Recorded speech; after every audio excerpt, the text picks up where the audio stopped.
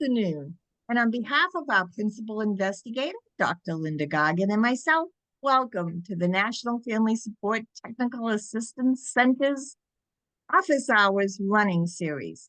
We are continuing this year's Office Hours theme, Innovative Practices to Sustain the Family Peer Workforce, with today's subject, Medicaid Billing for Family Peer Support. I'm Gail Comier, the project director of NFSTAC, the Family Center of Excellence, and we are led by the National Federation of Families.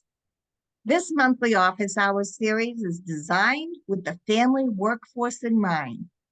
Each office hour will focus on supporting the family peer workforce. This month, we will focus on a very important factor in sustainability of the workforce, Medicaid billing. Medicaid billing can not only sustain our growing peer family workforce, but it can also increase revenue and autonomy for our family-run organization. So family leaders, sit back and listen and make sure you get your questions together, because this should be a very back and forth informative session. To lead this very important conversation is a national expert and a friend to this organization, Tara Larson. Before Tara tells you a little about herself and begins our presentation, I would like to go over a few housekeeping items. Today's conversation is being recorded. The recording and any additional resources will be uploaded to our NFSTAC website under the Events Lab. We will also be sending you a copy. If you have a copy of the slides, you can watch the video on the website. If you have any technical difficulties, please type your comment and someone will be able to assist you. Please also type your questions for the presenters in the chat box. We'll be watching the chat during the entire presentation. Our goal for office hours is to encourage a conversation between our guest presenters and all those in attendance. We encourage you to ask questions that will assist you in your daily work. We will unmute participants after the presentation portion is complete. You can also, during the presentation, write your questions in the chat and we'll record them. And if we can answer them right then, we will, but most likely when Tara is finished, we'll be able to answer them then. If you can use the raise your hand button when the mute button is off, that would be helpful. NFSTAC hopes you leave this event invigorated and with new ideas to help you do your work. After, we ask that you take time to complete a short feedback survey using the link provided at the end of this presentation. This survey will help us continuously improve our events, and it also fulfills our SAMHSA funding obligation to provide them with important data required by our grant. Please note, all information will be confidential and will respect your privacy. We do not offer CEU credits for our events, but you will receive a certificate of attendance after the survey is completed. I would like to thank SAMHSA for allowing us to share this information with you today, and thank you for joining us. Before we go on, I want to remind everybody that NFSTAC uses family-driven language. We're always trauma responsive, strength-based. We avoid blaming caregivers, my very favorite, because as a parent, I can feel that deeply. Community-driven, person first. We're always respectful. We try to be as non-judgmental as possible, and we believe that in the deepest portions of our heart, and we're consistent with our actions. And now, at this time, I would like to introduce NFSTAC's project manager for this series, Dana, and she will review the objectives for this presentation. Dana, thank you. Thank you so much, Gail. Hi, everyone. We're really excited to have you here. If you haven't been to one of our office hours before, just want to remind you the goals for this series. We hope that we're bringing you a place to support family peers to add innovative practices to your toolboxes to better support families. We also hope that this series will inspire leaders and emerging leaders to adopt those practices to help your organizations be more sustainable. We also want to introduce other members of the behavioral health workforce to family support practices so that you can really incorporate those into your support teams, no matter where you work in behavioral health. For today's office hours, our learning objectives are that we hope that you will understand the various financing options in Medicaid to fund family and parent peer support, recognize the steps required for becoming a provider in Medicaid to fund family and parent peer support, and understand the impacts on changes happening at the federal level. So first, we're going to start with a Mentimeter. And if you'll give me just 1 second, sorry, this is not open yet. There we go. Now you can either type in menti.com and put in the code you see there at the bottom, 61733193, or you can head to the link that Lachelle has put in the chat and just answer that question for us. Does your state currently cover family peer support as a Medicaid service?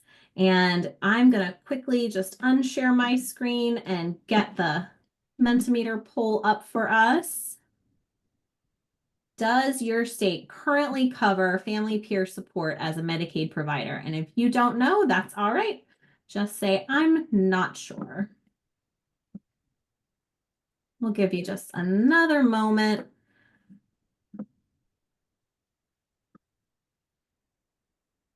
All right, let's start looking at those results. So we've got 14 that say yes, your state does cover family peer support as a Medicaid service, 12 no's, and 16, I'm not sure. All right, that gives us a good idea of where we stand. And we're happy to have you write that in the chat if you can't access Mentimeter. All right, let's learn a little bit about our fabulous presenter, Tara Larson. She's the managing principal at CCR Consulting, Inc. Before that, she was in the health and human service field for 45 years, doing a wide range of really wonderful things, including acting as the director of North Carolina's Medicaid program. After retiring from North Carolina DHHS, she joins Chancellor Collaborative Resources and is now currently one of the owners. They work with over 22 states in all kinds of things related to health and human service, including child welfare, Medicaid, managed care, and population health. So we're very excited to get some of the wealth of knowledge that Tara has about Medicaid for family peer support. I'll pass it to you. So great. Thank you everybody for being here, and Dana and Gail for those introductions. It's nice to see you guys again. I've actually had the pleasure of speaking to you at one of your annual meetings, and it's so nice to be back.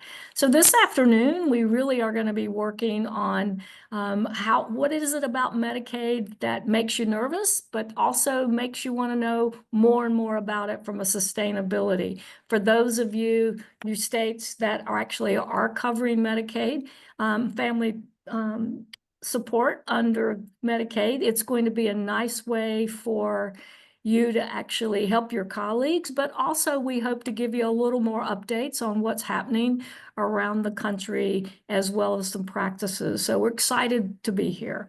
As you guys probably know, Medicaid is different in every single state. If you've seen one Medicaid program, you've seen one Medicaid program in one state.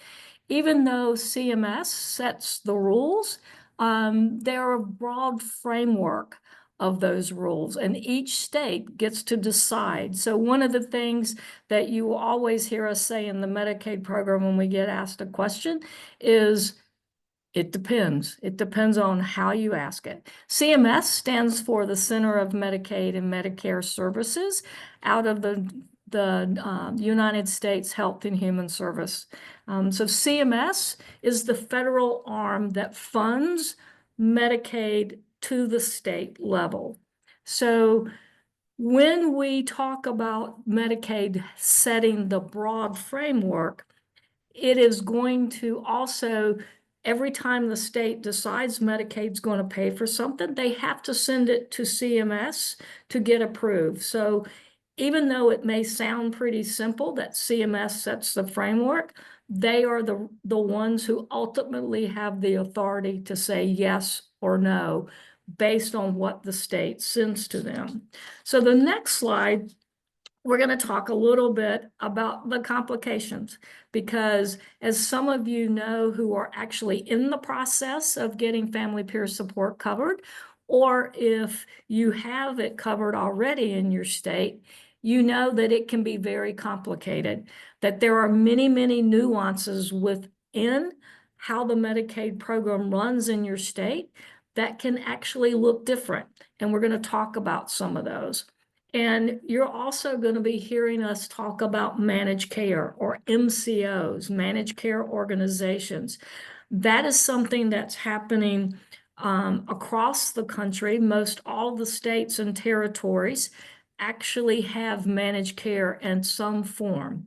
And so you are actually going to be dealing in many situations with MCOs, or managed care companies, which are like your insurance companies.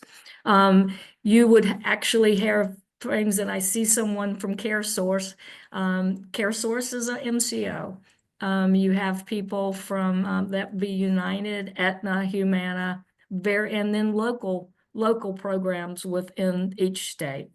So on the next slide, before we get into talking a little bit about what are the questions, I know that many of you have probably seen over the last couple of months, and especially the last couple of weeks, all the things that are going on at the federal level. And so I want to just put those things out. There was a question at one point, is Medicaid going away? Medicaid is not going away. Things may look different within the Medicaid program, and it gets into a lot of complications on how Medicaid may be getting funded. It may be about different kinds of priorities, but the fact that Medicaid is going to remain. So again, it will look different, and we'll have to see over time. But the fact that if you are in Medicaid, you will continue to be in Medicaid unless the state, so it can't just stop on a dime. Even through executive order, there's a whole process that would have, but there is nothing that says Medicaid is going away. So when we're talking about how do we get family parent peer support, it's looking at how can the Medicaid agency be a driving and supporting and sustaining family parent peer support, thus helping individuals' lives be healthy and productive. So when we are talking to Medicaid agencies, we need to make sure we'll be able to answer those questions. What are the roles of families and individuals and providers? I know some of you, because we've had the pleasure of talking with some of you, Medicaid wants us to do this or wants us to look like this. That's not who we are. There are certain check boxes, for lack of better words, that Medicaid has to do in order to get CMS to approve it. And so it's important that you understand, and that's some of what we're going to talk about today. Another question that we're going to be thinking about is how can managed care companies, because I just said most states are now taking their Medicaid program into some kind of managed care. So what's the role of managed care companies in providing or helping to fund these services for individuals with either mental illness, substance use disorder, intellectual and other developmental disabilities? And you're starting to see over the last few years a bigger connection between individuals and the child welfare system. Most of those individuals are also in Medicaid, so you're starting to see some linkages between those programs. So there's some questions that come up, and it's like, well, how do I become a Medicaid provider? Can not-for-profits be Medicaid providers? Of course. Can for-profits? A lot of people tend to think about doctors' offices or hospitals or pharmacies or clinicians.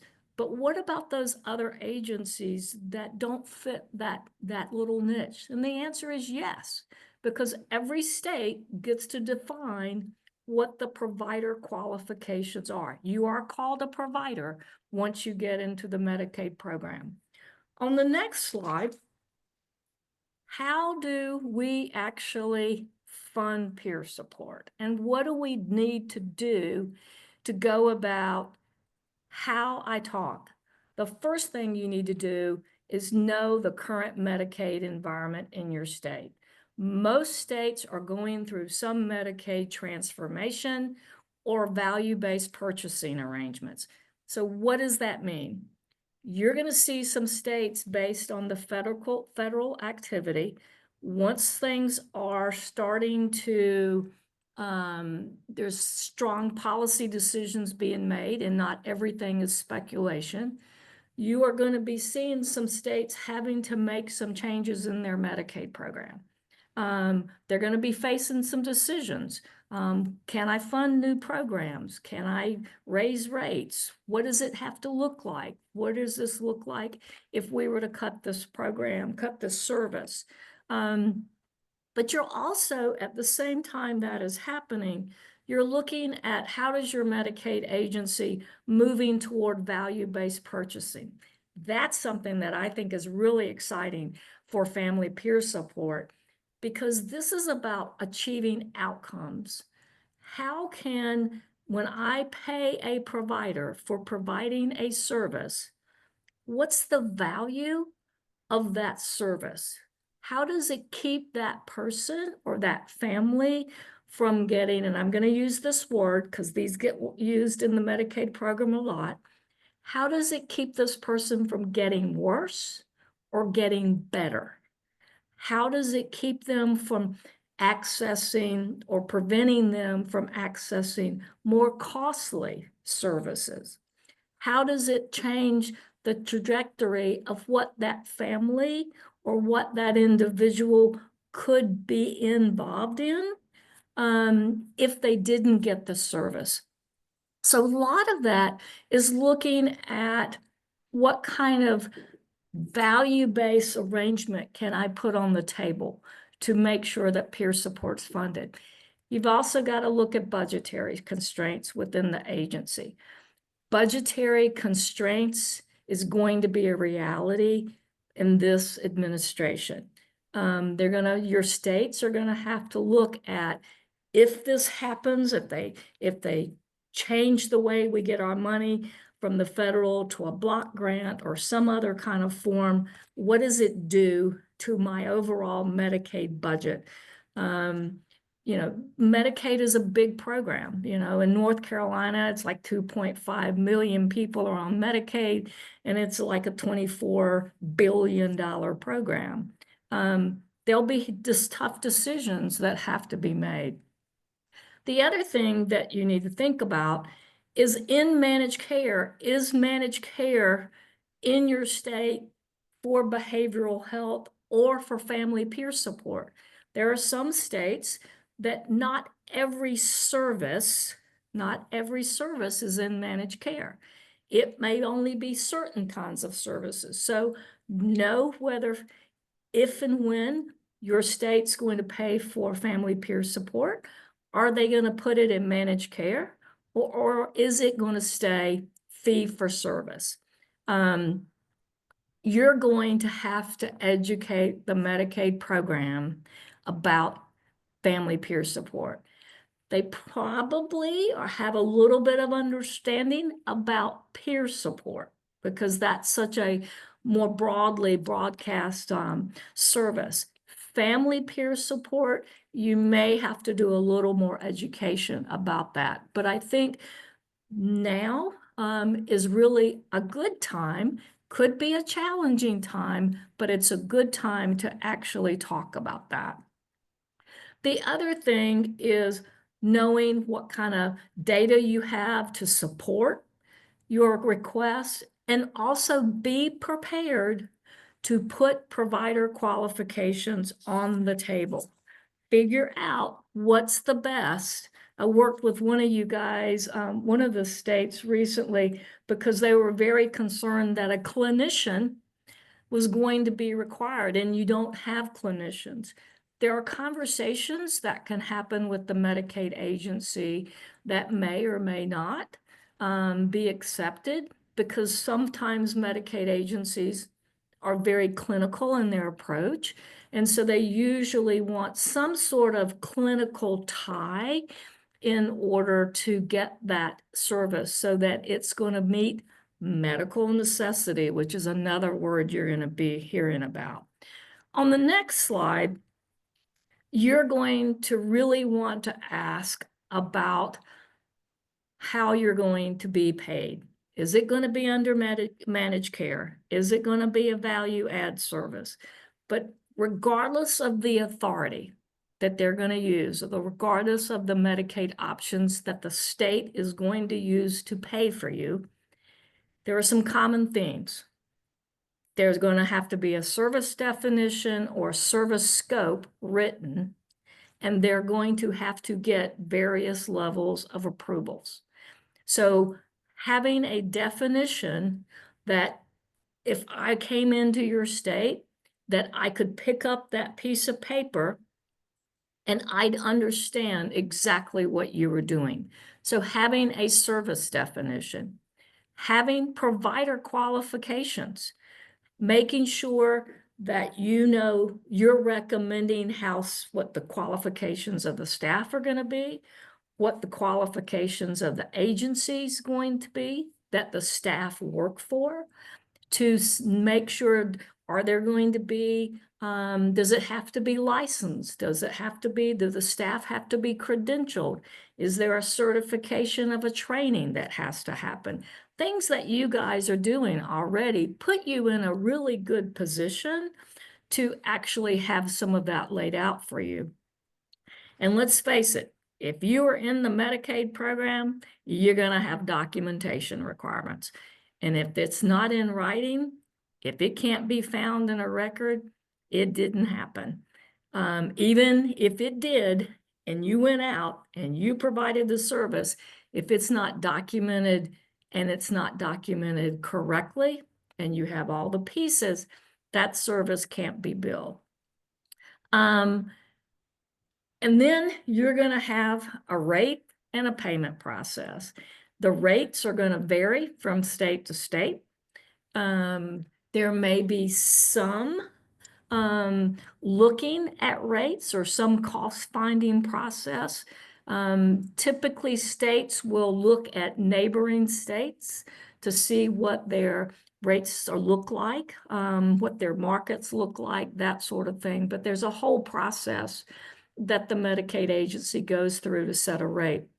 What I would say to you is you want to make sure you have a way in your organization to capture your cost, because you want to be able to go to the Medicaid program who you're dealing with about a rate and have documentation, clean cost analysis, clean data to demonstrate your cost. That's true if you are dealing with a fee-for-service with the state Medicaid agency, or if you're dealing with a managed care company and you're wanting to negotiate a rate. Some states are going to set to managed care companies, you can't go below the Medicaid fee schedule. They can usually pay higher, but it's up to a state whether they allow that managed care company to pay below what the Medicaid fee schedule would be. So it's going to be real important that you have that process. So when you're considering, as we go to the next slide, Medicaid as a funding option, what do you need to think about?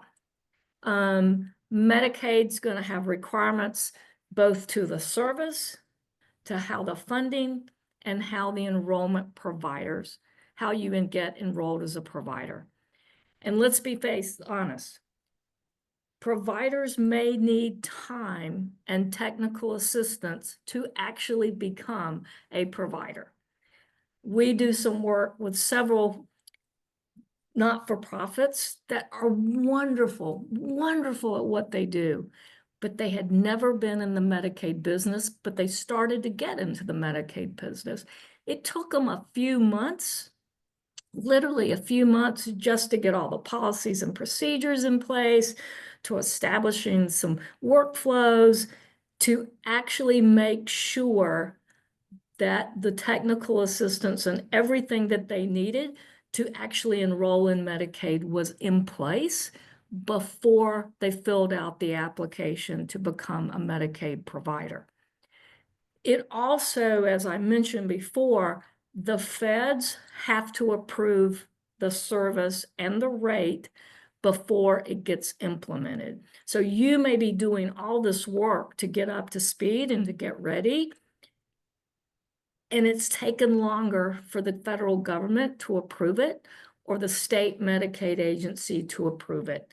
So it's something to think about in terms of your cash flow and when you're ready. Because when it happens, lots of times they'll take it back to the day to like a retroactive approval, but many times it's a go forward. So think about that as you're moving forward.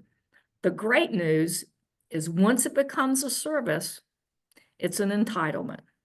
So we can't use the reason that you can no longer get this service is because we ran out of money.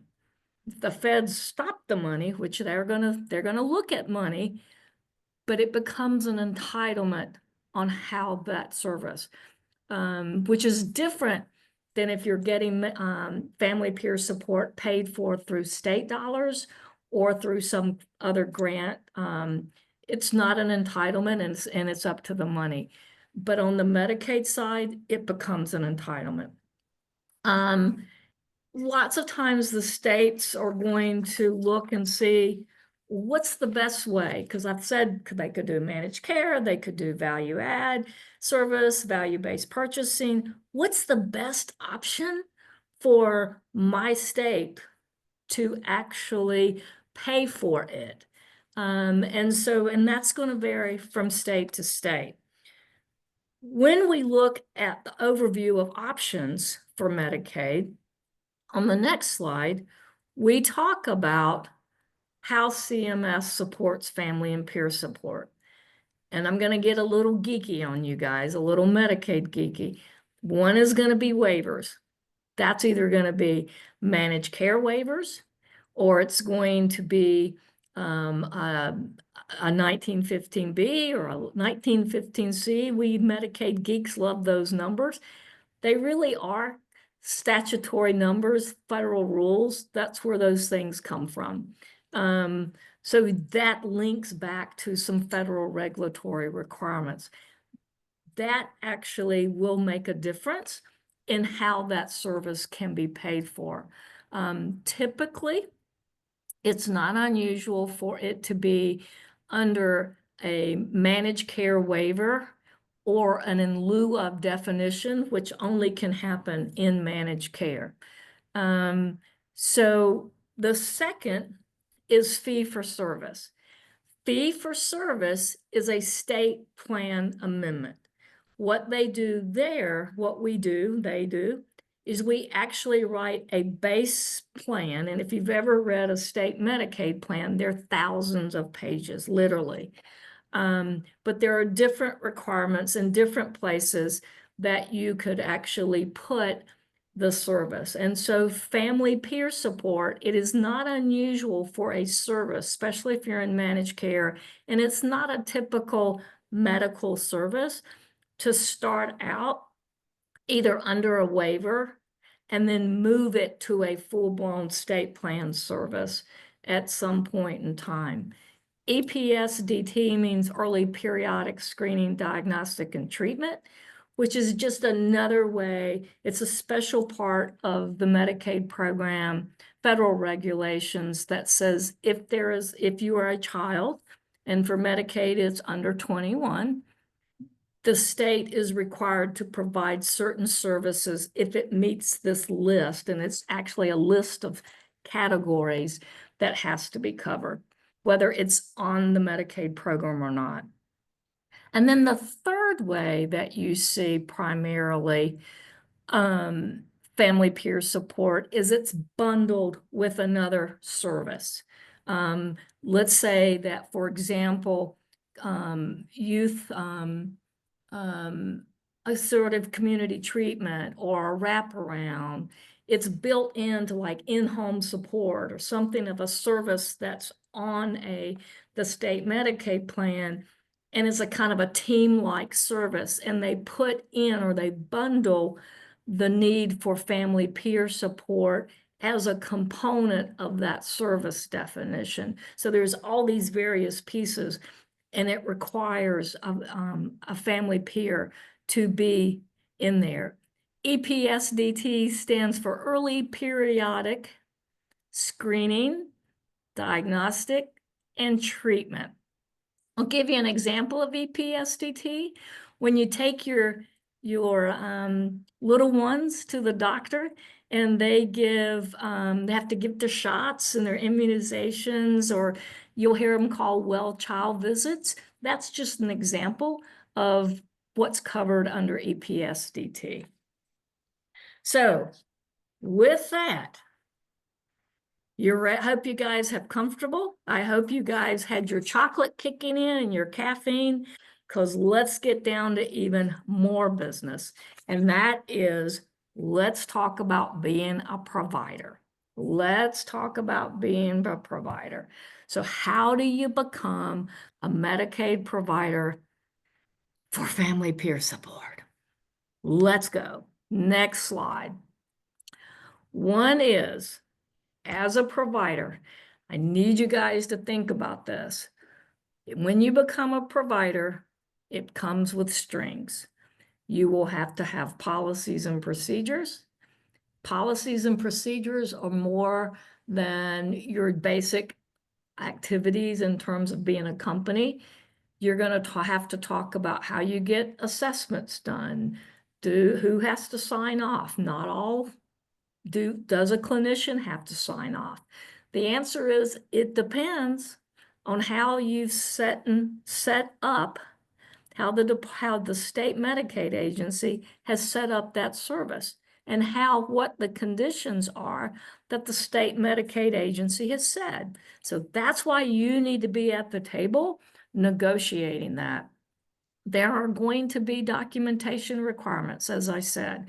Could it be a shift note? Could it be a check sheet? Could it be, there has to be something that says who I provided the service to, what I did, and what their response was. So how do we make that happen? And let me tell you, if you're in the Medicaid program, you are going to have audits and you will get reviewed.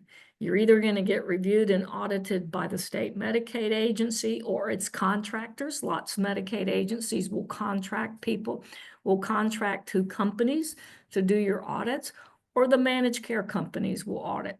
But at some point, you will have to have that. You also will have to have some kind of cost modeling. Typically, in this kind of service, you're not going to have to do cost reports on an annual basis. But a managed care company may say, if you want a higher rate, prove to me that you need a higher rate and why. And they may ask for a cost report or a cost modeling that actually is done to actually prove what that is. A managed care company may come to you and say, hey, are you willing to look at an alternative payment structure besides just I provide 15 minutes or an hour service and I get paid for an hour service? They may talk to you about a different kind of funding structure. That requires some technical assistance, because typically you've got to have some history and you've got to have some safeguards back up there on the policies and procedures that you can make sure that you're not getting shortchanged when you agree to something like that. There's going to be a really, really intense focus on provider responsibilities in the design of the service definition. You're going to have probably this much about what the service does. You'll have tons more of what the requirements are to actually provide that little half-page definition that's going to happen. So be prepared. It's not that the Medicaid agency is being hard to get along with, even though they may. There are some services that are a little more strict than the others, but they're having to meet their obligation to CMS to get the service approved. And once it gets approved, they also will get audited. The feds audit the states audit the providers. So let's keep going. So you've got all your things in place. How do you become a Medicaid provider? First thing you're going to have to do is you're going to have all those pieces in place. You know what the rules are. You know what the requirements are. You have to enroll with the state's MMIS system. MMIS stands for Medicaid Management Information System. And before proceeding with contracting with any of the health plans, you have to enroll with that centralized entity. It's usually the Medicaid agency. They may call it something different, but it is their system, and that's where everyone has that in place. You are going to want to go on to that site, and if you type in like Oklahoma Medicaid provider site, there will be, or North Carolina Medicaid provider enrollment. Every state has that area, and it'll tell you exactly what you need to do. Most states are going to have some little videos or some check sheets or some job aids that actually tell you how to fill out the application, as well as some of the other requirements. You're going to probably have to get some kind of ID, user ID. The user ID, when you get enrolled, there'll be an application for, you have to have an NPI, a national provider number indicator. It's going to tell you what taxonomy that you have to have. And all of that is they'll tell you within the program. They won't tell you an NPI. You have to get your NPI on their own. But they'll tell you that family peer support requires a taxonomy of X, Y, or Z. It's a number. But there is something that they will key into the system. So make sure you're aware of what that is. Once you become, when you're actually got these and you're ready to submit your application, on the next slide, most of the applications are online now. Some states still allow some paper applications, but for the most part, you're online. You just go in and you fill out the application. It can be a longer process because they're going to ask you a bunch of questions about you, about your board, whether you've ever been convicted of a crime, whether you've actually ever had to pay back money, if you've ever lost your provider license. They're going to ask you a lot of different things. It is really, really, really important. If you have been convicted of a crime other than the traffic ticket, or even if you have, some states require any, and you would say yes, and then it drops down and it tells you to say what. It is like nothing more than a speeding ticket. But if you don't disclose, because when you submit that application, they are going to do a background check on you as a key staff, because you have to identify your key staff. See, they're going to do it on anybody who owns 5% of the company or your board. And if nobody has disclosed and something comes up, they're going to either deny your application, or they're going to append it. They're going to send it over to the Medicaid agency to either say okay or not. That happens a lot in the substance use world. Think about people who work in that industry.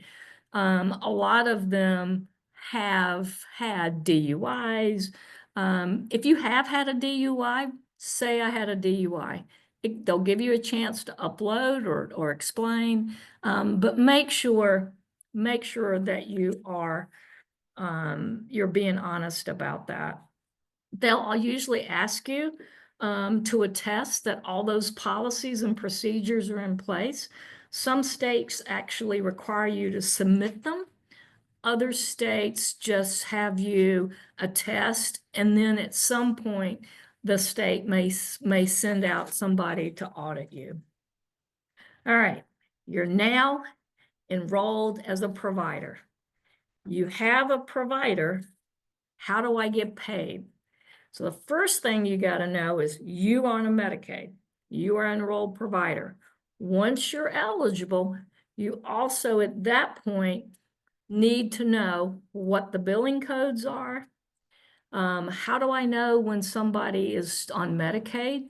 Medicaid will change from time to time as far as who's eligible. People will come on, people will go off. How do you know?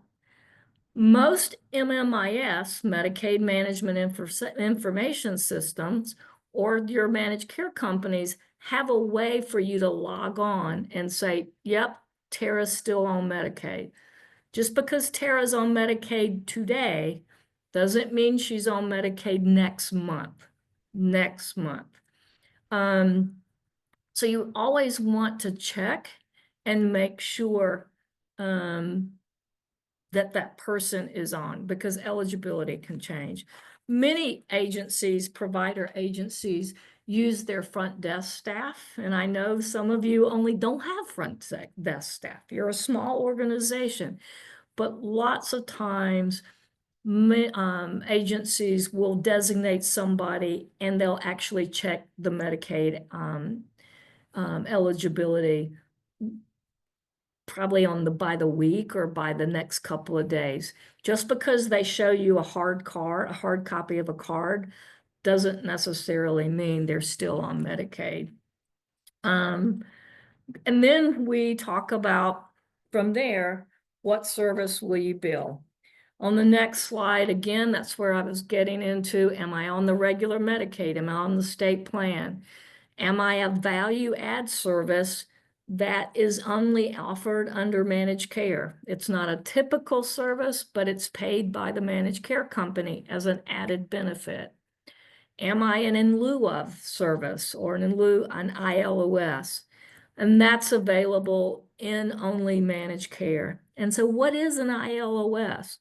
An ILOS is a service that managed care companies, usually brought forward by providers, who literally says, you know, we covered this, but if we actually had the ability to do it differently or in lieu of that other service, it would get greater benefit or the outcomes would be better.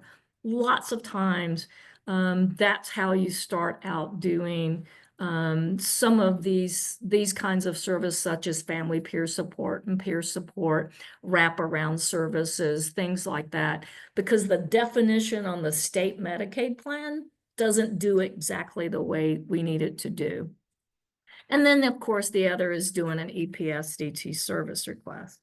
So you know what my code is, you know what kind of service I am. I'm enrolled with Medicaid. I know how to check a person's Medicaid eligibility. Guess what? It's not over yet. You got to have a contract if you're in Medicaid. And that contract can take two forms. One, it can be a contract with well, let me back up. When you get approved as a Medicaid provider, you are going to have to sign some sort of a provider agreement with the state Medicaid program. They look different from state to state, but every state's got one. It tells you what the rules are, what you're subject to, the kind of day-to-day operations. If it is in managed care, you're also going to have a contract with the managed care company. So they will then, you will go through that process to either negotiate a contract, or the managed care company says, here's the contract, take it or leave it. It's usually somewhere in between on how that works. Each plan including the state Medicaid agency, will have their own billing systems or login.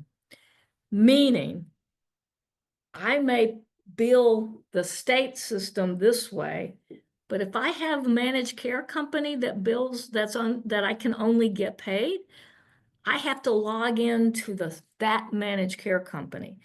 The United portal, provider portal, and you'll hear them call that, is made different than what the Aetna portal or the Humana portal. So you're going to have a process by which you know how to bill what person for what managed care company. And then most contracts are super long. You know, the Medicaid provider agreement's probably 5 to 15 pages long. The the contracts with the managed care companies can be anywhere from 30 to 100 pages, depending on the kinds of services. So that's going to vary. Now, we need to think about, now that you've got all the pieces, how does the billing happen? How does the billing happen? On the next slide is kind of a simple workflow. And if we start up at the top, you want to ensure your enrollment information is accurate and correct. If the owner changes, you need to go in there and change it.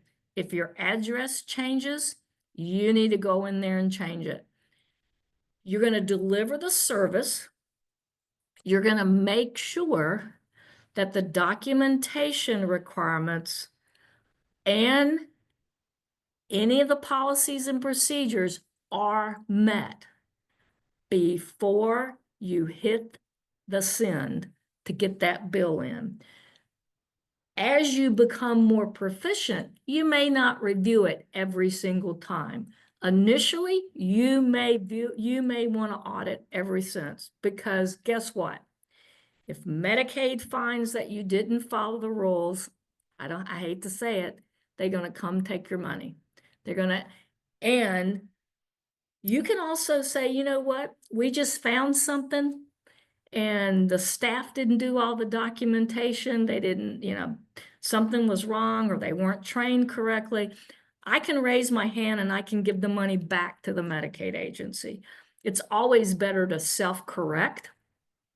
But if you don't follow the rules, Medicaid can come back and get and they'll issue a payback letter. If you don't pay it, most agencies now, they'll take it out of your next check write. But sometimes, because they can go back for a while, sometimes it's too big to take it out of a check write.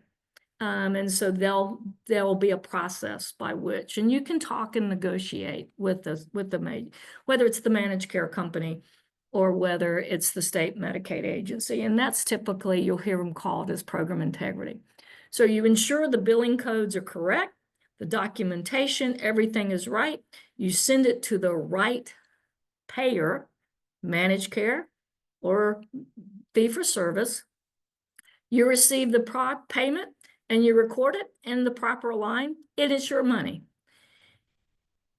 You are going to also want to make sure that if the payment is denied, you're going to hear it called, are you adjudicating your claims? Because you want to be able to look at that claim. You want to look at that payment and say, that claimant should have been paid. That claim is right. I used the right tax code. I did the right. It could be it was a keying error. It was like, oh, I put a 3 instead of a 4. That claim can be rebilled because that's a correctable claim. And you resubmit. It could be that something in the system says you're not meeting certain requirements, or things happen. There are errors in the system. So always check any denial that you get. They will tell you the reason for the denial. If you don't understand it, call them up and ask them, what does this mean? Because you always want to be able to do that. Now, the other thing is you want to conduct your own chart reviews. You need to look at that from or do I need more training? Is it a single staff that's not keeping their notes current? Because if I deliver a service today, one of those policies and procedures, the Medicaid agency is going to say, how quickly is your documentation?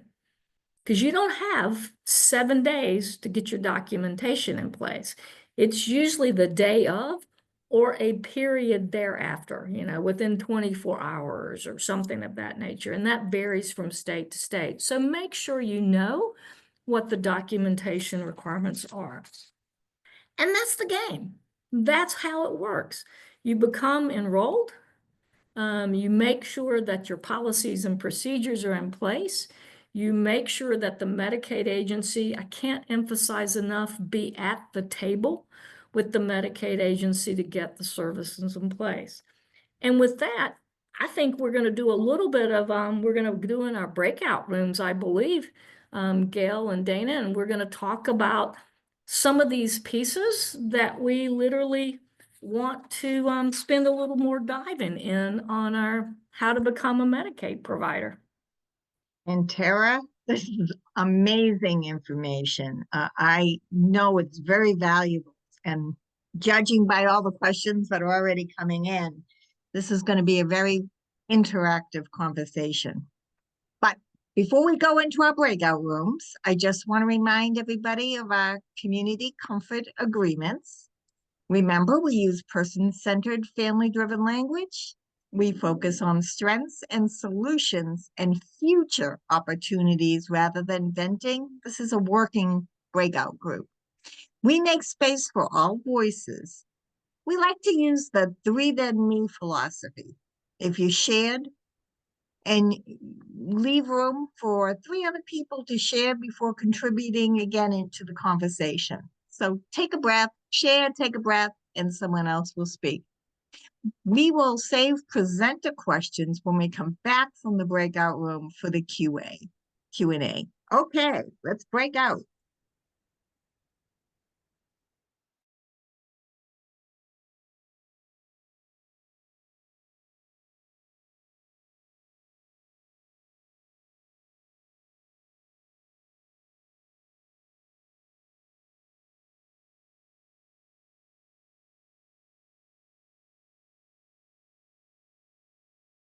Yes.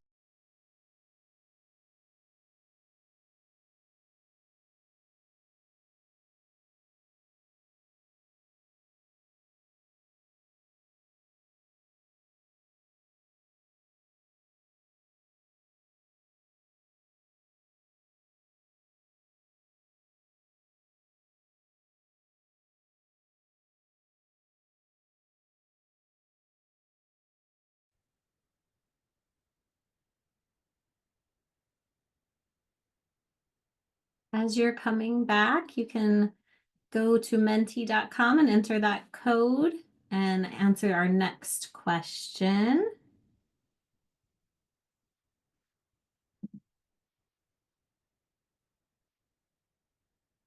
Our next question is, what is your priority challenge being a Medicaid provider? So head to menti.com and type in that code 6173-3193.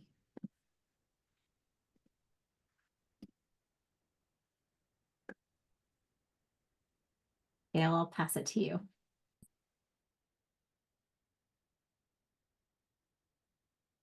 Well, we had a good conversation, lots of different things, a little bit of fear, a little bit of hope.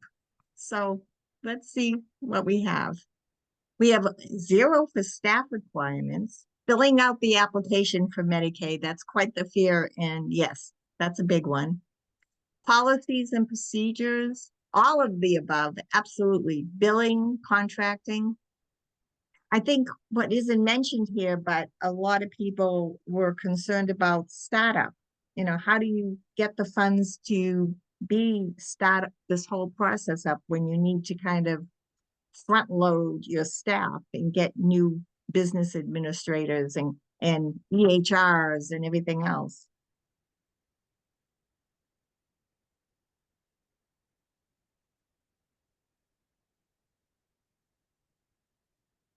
So I think this gives us a good idea. Tara, do you have any thoughts about the Mentimeter? Was that a Tara? That was a me question? It was a Tara, yeah. Actually, I'm not too surprised. Billing and contracting can be overwhelming. There is what we were talking about in the group was some partnerships. There are people out there in other agencies that can help you with many of these tasks. You can get someone to do your billing for you instead of you doing it yourself.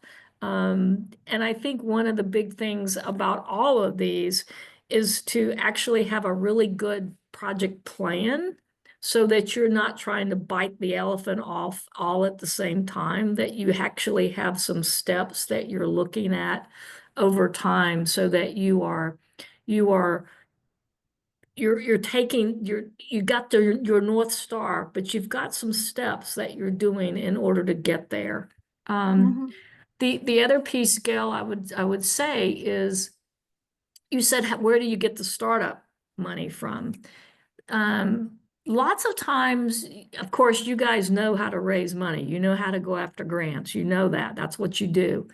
But lots of times the managed care companies will actually help give you some upfront money to support, either through some pilot funding or some of their foundations, especially if they're wanting to get something up and running. So you'll have some pilot programs, and lots of times they will have requirements to reinvest into their communities. And so sometimes that reinvestment money can be used to actually get programs, new programs up and running, or new providers, especially if they don't have enough of a particular kind of provider, like in peer support. So I would check with that and think about that. Yeah, and I'm going to, at this time, it's question and answer time. Put your mics on, put your cameras on if you're comfortable, and you can ask the questions to Tara. This is your time.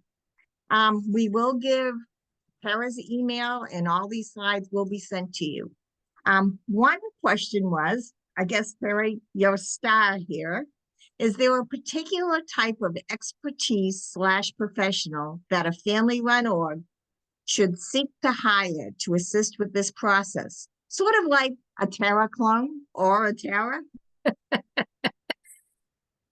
Actually, I may surprise you on my answer. One is you want to make sure you have the programmatic expertise. You are the expertise. You don't have to have, you want to have somebody who understands the Medicaid requirements. That can be a clerk, an administrative person, a business person. You could teach somebody how to do this, but making sure you have somebody, depending on how your state has set it up. Now, if it's got to require a Q or a clinician to be in that program, then you want to make sure you have access to that person. But in terms of doing the administrative part of Medicaid, you can teach that. That person doesn't even need to be a degreed person. So I would just make sure you always have your programmatic side strong.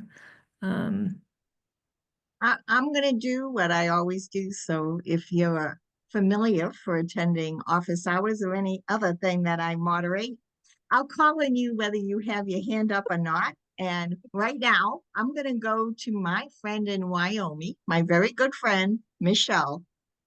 And Michelle, I would love you to talk a little bit about the observations you have when working with Medicaid, because I believe Wyoming is a Medicaid provider for family peer support. Michelle? Oh, maybe she left. Did Michelle leave?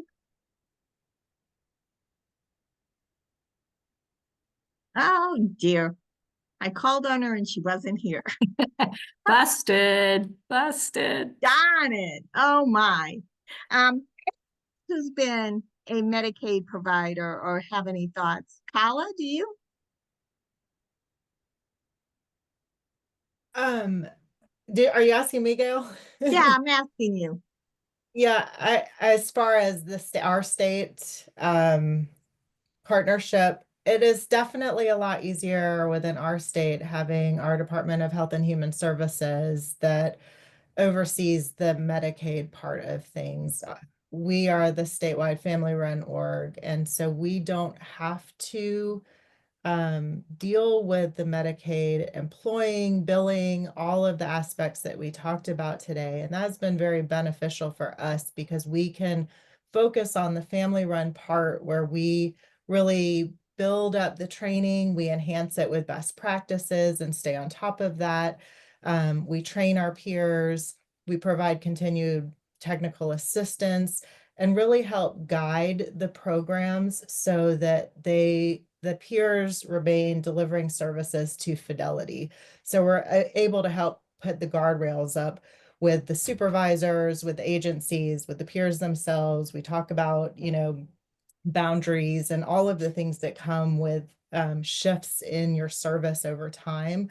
And so that has really been a very ideal setup in my experience because it allows us to really focus on our expertise and not have to delve into the expertise of all of the Medicaid stuff. I realize not every state is fortunate enough to have that. But if it's possible to start communications with your DHHS within your state and see if that's even a possibility.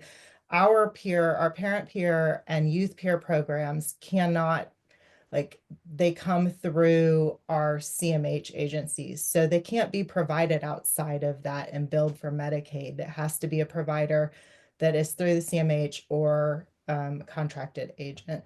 So that could introduce some limitations there, but really the benefits far outweigh those limitations in our experience. Yeah, some states have community mental health agencies that run everything through, and some are strictly provider led. So yeah. Sarah, we had a question that said, in Kansas, we have Medicaid funding for parent peer support, but I have a question about how to integrate parent support groups, an SED waiver, and parent peer support group. Do you have any experience with combining the two services? So we get a actually, waiver? yeah, we actually talked a little bit about that in the group. The person was in our group. And so my answer to them was, without doing a little digging on why certain things are in the waiver versus the regular state plan and why those are kind of mingled. I couldn't give them a good answer, Gail, without really getting in, because what's the Medicaid answer? It depends. It depends on how it's written in that particular state. So. Now, we had another real quick question that, do you think it's easier for states that already have peer support to adopt the family peer support Medicaid definition? So I'm going to talk out of both sides of my mouth. Yes, there's a recognition that peer support is a valuable service. But at the other side of my mouth, I'm going to say sometimes they try to mirror that peer support requirements, training, curriculum, all the same, because it's all peer. And so it's like, no, it's not the same. So it can be a plus or a minus, but it does, if they're in place, then it does have a recognition that peers are a value to the system. And so you're not fighting that mentality all over again. So. And you know what? That's my pet peeve, because trying to get the states to understand that it is very different, a family peer to an adult peer recovery person. Both are useful, both are needed, but both are very different with very different ideas. Some of the competencies overlap, but not all. Right. Well, I want to thank you, Tara. This has been fabulous. I think you're going to get a lot of emails, I believe, from all the little text I'm getting. So Sure. Be prepared. Sure. We've had a great time, and thank you again for everybody for attending. Next month, we have sustainable funding for family-run organizations, and it's going to be Carla Preto and Ricky Harris, and I hope to join us. I don't think it's coming in April, though, because I think it's April now. So coming in May, we'll have that with Carla and Ricky. And Carla is the person who just spoke, so you know she's knowledgeable. Here's our contact information. You're going to get the slides, and if you see Tara's email is right there on the slide, so you'll get everything you need. And now, the time has come for when I do my little begging routine and ask you, please, please, when you leave here, go to the survey and fill it out. We need those survey forms so SAMHSA can collect our data and so we can continuously improve our programming. You have a couple of ways of doing it. The easiest is if you leave on your own, you get taken right to the survey. And then after you fill out the survey, you get taken right to your certificate of attendance. Or you could take the little picture there and use the QR code. Or you could take the link in the chat that Gina just put in, and it'll take you there many ways. So I will leave the Zoom up for 3 minutes while you all exit and go take the survey. And believe me, thank you for taking the survey in advance. And I hope to see you next month. Bye, everybody. Bye, folks. Enjoyed it. I have a quick question. So there are no CEU offered for this webinar, right? There are no CEUs, just a certificate of attendance.